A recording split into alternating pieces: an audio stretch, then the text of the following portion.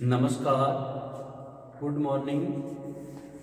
मैं ओम प्रकाश मेहरडा आज आपको बीए पार्ट फर्स्ट राजनीति विज्ञान के पेपर राजनीति विज्ञान के मूल आधार के शीर्षक अधिकार और कर्तव्य के उपशीर्षक अधिकार विषयक सिद्धांत का अध्ययन अधिकार विषयक सिद्धांत का अध्ययन करेंगे। इससे पहले हमने जो अध्ययन किया वो अधिकारों के अर्थ, परिभाषा, अधिकारों के लक्षण, वर्गीकरण, कौन कौन से अधिकार है, इन अधिकारों का हमने वर्णन किया। अब हमारा सबसे पहले इस अधिकार विषयक सिद्धांत है। इससे पहले हम बात करते हैं राज्य के विरुद्ध विद्रोह का अधिकार। राज्य के विरुद्ध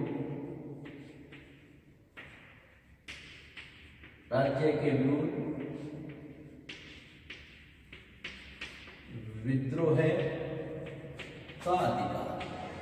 हम अधिकार विषयक सिद्धांत से पहले राज्य के विरुद्ध विद्रोह के अधिकार की बात करेंगे। राज्य के विरुद्ध विद्रोह के अधिकार की चर्चा करेंगे। तो राज्य के विरुद्ध विद्रोह के अधिकार में हम बात करते हैं। साधारणतः ये प्रश्न हमारे दिमाग में आता है कि व्यक्ति को राज्य के विरुद्ध विद्रोह का अधिकार है या नहीं है। यदि किसी व्यक्ति को यह अधिकार प्राप्त हो तो वो किस सीमा तक, किन परिस्थितियों में इस अधिकार का उपयोग कर सकता है। राज्य के प्रति भक्ति, राज्य की आज्ञाओं का पालन व्यक्ति का कानूनी कर्तव्य है। इसलिए व्यक्ति को राज्य के विरुद्ध विद्रोह का कानूनी अधिकार तो प्राप्त हो ही नहीं सकता, लेकिन व्यक्ति को राज्य के विरुद्ध विद्रोह का नैतिक अधिकार अवश्य प्राप्त हो जाता है। इसका कारण यह है कि शासन के अस्तित्व का उद्देश्य जन कल्याण के कार्य रूप को परिरूप करते हुए सामान्य कल्याण होता है कि जन कल्याण के जो कार्य है उनको सामान्य कल्याण करना होता है। यदि शासन सामान्य कल्याण की साधना में असफल हो जाता है और शासन जन इच्छा का प्रतिनिधित्व नहीं करता तो उस शासन के अस्तित्व में बने रहने का उस राज्य को कोई नैतिक अधिकार नहीं रहता। नागरिकों को इस प्रकार सरकार को पद से हटाने का अधिकार होता है। यदि संवैधानिक मार्ग से इच्छित परिवर्तन नहीं किया जाए तो व्यक्ति को यह अधिकार है कि वह शक्ति के आधार पर वांछित परिवर्तन करने का प्रयत्न करे। यह इस प्रकार से राज्य के विरुद्ध विद्रोह के अधिकार की बात है। नेक्स्ट, जैसा हमने बात की, इसका जो अधिकार है अधिकार विषयक सिद्धांत, हम बात करते हैं अधिकार विषयक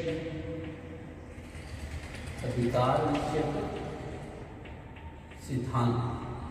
अधिकार विषयक सिद्धांत की बात करते हैं। व्यक्ति के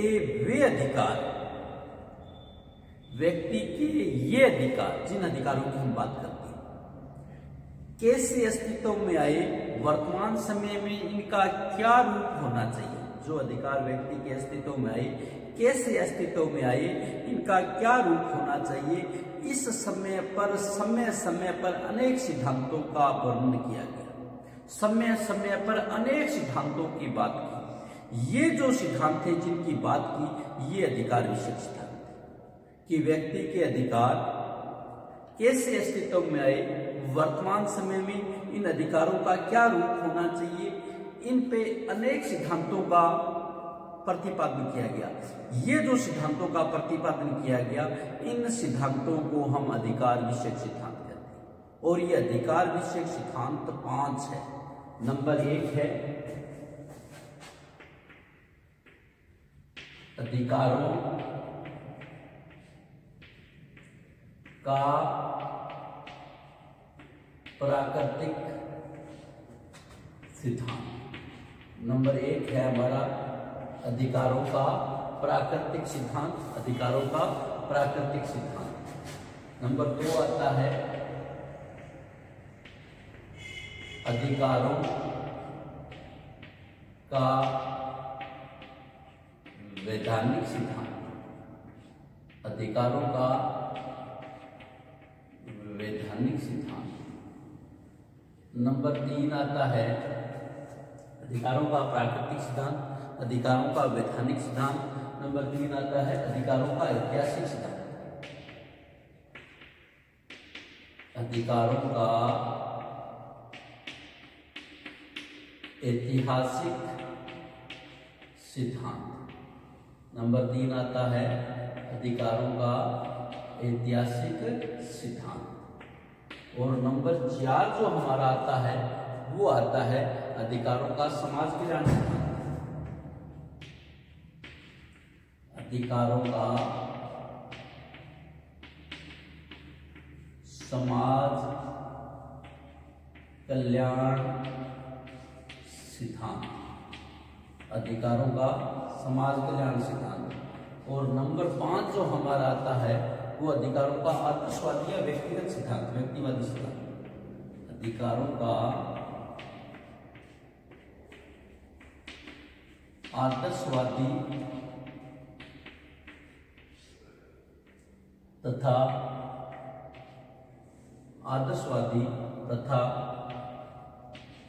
व्यक्तिवादी सिद्धांत। अधिकारों का आदर्शवादी तथा व्यक्तिवादी सिद्धांत। इस प्रकार जो अधिकार प्रकृति में आए, जिनका उपयोग किया जाना चाहिए, वर्तमान में उपयोग हो रहा है या नहीं हो रहा, इन सिद्धांतों को हम 5 रूपों में बांटते हैं। इन सिद्धांतों को हम 5 भागों में बांटते हैं।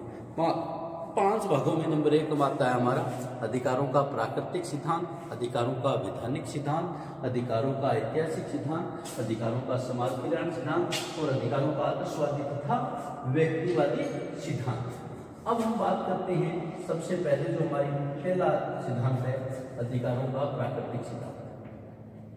हम बात करते हैं अधिकार हमें प्रकृति से कैसे मिले या प्राकृतिक अधिकार कौन से। अधिकारों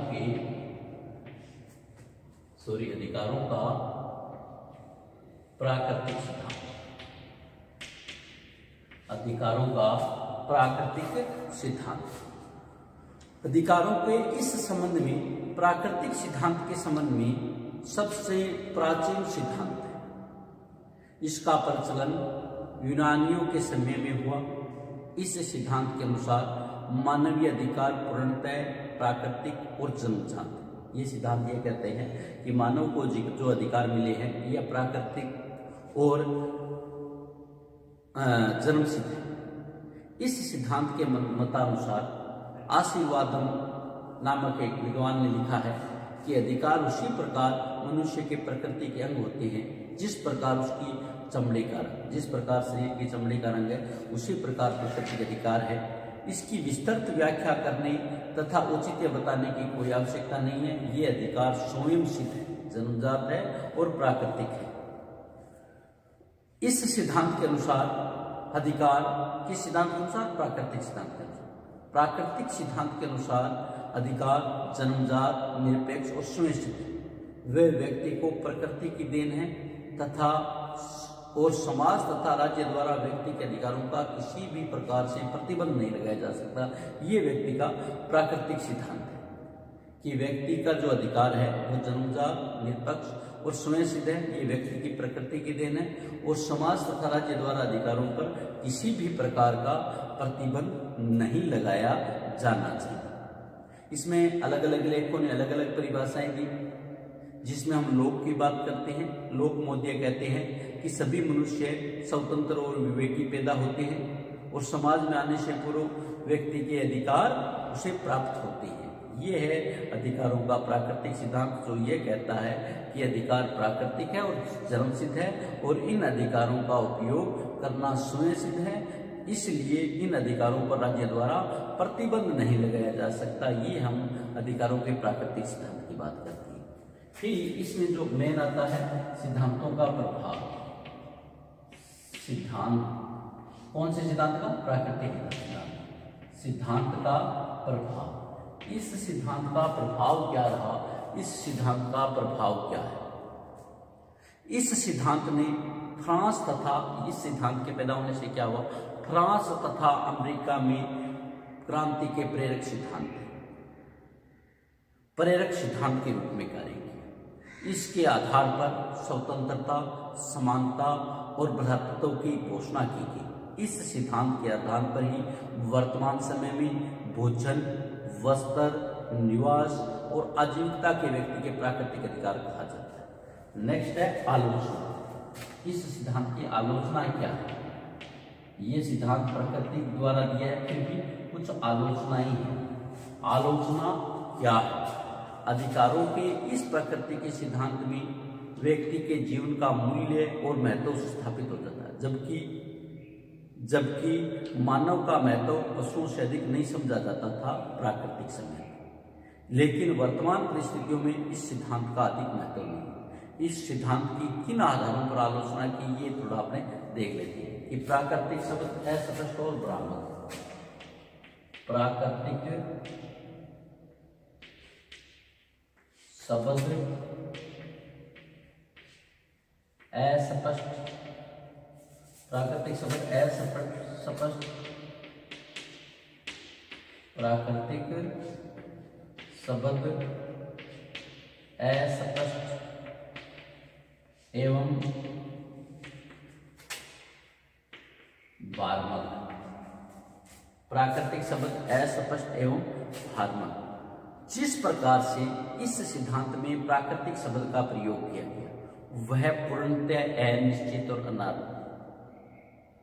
अनेकार्थ है। इसके कुछ कोई भी अर्थ लगा सकते हैं। प्रोफेसर रिची के अनुसार प्राकृतिक शब्द का अर्थ यह होता है जिसमें सत्पुरुष, ब्राह्मण, सरस्वती का वह भाग जिसमें मनुष्य नहीं है, आदर्श या पूर्ण लक्ष्य, अपूर्ण, साधारण और औसत है। उपयोग सिद्धांत में प्राकृतिक शब्द का प्रयोग किस अर्थ में किया जाता है, इस संबंध में निश्चित रूप से कुछ नहीं कहा गया है। वस्तुतः सिद्धांत को किसी भी प्रतिपादन में प्राकृतिक शब्द के रूप में स्पष्ट नहीं किया। प्राकृतिक का शब्द अर्थ निश्चित होने के कारण सिद्धांत नितांत अनिश्चित और भ्रमपूर्ण हो जाता है। नंबर 2, प्रतिपादक प्राकृतिक अधिकारों की सूची पर एक मत नहीं। प्रतिपादक प्राकृतिक सिद्धांतों, प्राकृतिक सिद्धांतों की सूची पर एक मत नहीं। जितने भी विद्वानों ने प्राकृतिक सिद्धांत की बात की, जितने भी विद्वानों ने प्राकृतिक सिद्धांत की बात की है, वो सारे विद्वान प्राकृतिक सिद्धांत की जो सूची बनाई जाए तो किसी भी सिद्धांत पर सारे एक मत नहीं। प्राकृतिक अवस्था में व्यक्ति को कौन कौन से अधिकार थे, वर्तमान समय में इसके धारणा करते नागरिकों को कौन कौन से अधिकार प्राप्त होने चाहिए, इस बात में सारे विद्वान एक राय नहीं। इस एकाग्रता के अभाव में प्राकृतिक अधिकारों की कोई सूची नहीं बनाई जा सकती। इस सिद्धांत के समर्थक व्यक्तिगत संपत्ति को प्राकृतिक मानते हैं तो अन्य पूर्ण आर्थिक समानता को प्राकृतिक समझते हैं। कुछ विद्वान स्त्री पुरुष को समानता का समर्थन करते हैं तो कुछ इसका विरोध करते हैं। लोस्की ने इस बात को लक्ष्य करते हुए लिखा है कि अधिकारों को कोई स्थायी अपरिवर्तित सूची निर्मित नहीं की जा सकती। नंबर 3 है अधिकारों की निरपेक्षता स्वीकार नहीं। अधिकारों की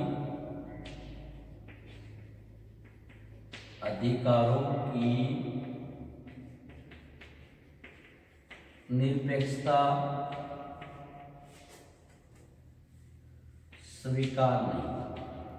अधिकारों की निरपेक्षता स्वीकार नहीं। एक इसमें और आलोचना होती है, एक इसमें और आलोचना है कि इस सिद्धांत के अनुसार व्यक्ति को प्रकृति के देन होने के कारण निरपेक्ष माना जाता है और अधिकारों में किसी भी प्रकार का नियंत्रण नहीं लगाया जा सकता। लेकिन व्यवहार में स्वतंत्रता और समानता के अधिकारों का प्रयोग प्रतिबंधों की विद्यमानता में नहीं किया जा सकता। प्रतिबंध के अभाव में स्वतंत्रता उच्छलता से प्रेरित हो जाती है और समानता एक कल्पना मात्र बनकर रह जाती है। इस प्रकार निरपेक्ष अधिकार आवश्यक रूप से संपूर्ण समाज के हित के विरोध होते हैं। नंबर 4 प्राकृतिक अधिकारों में पारस्परिक विरोध। प्राकृतिक अधिकारों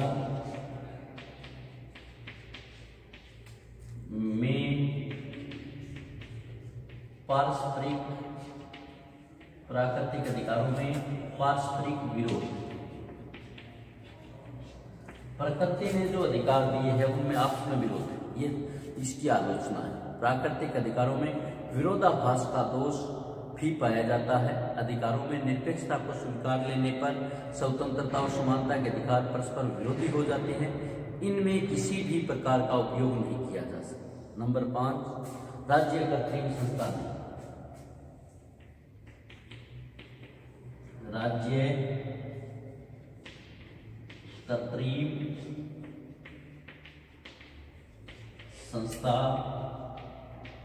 नहीं, राज्य कृत्रिम संस्था नहीं। इस सिद्धांत के अनुसार राज्य एक कृत्रिम संस्था है। प्राकृतिक सिद्धांत के अनुसार यह माना जाता है राज्य एक कृत्रिम संस्था है, लेकिन शक्ति के आधार पर नागरिकों को अधिकारों से वंचित किया है, किंतु वास्तविकता से यह नितांत विपरीत है।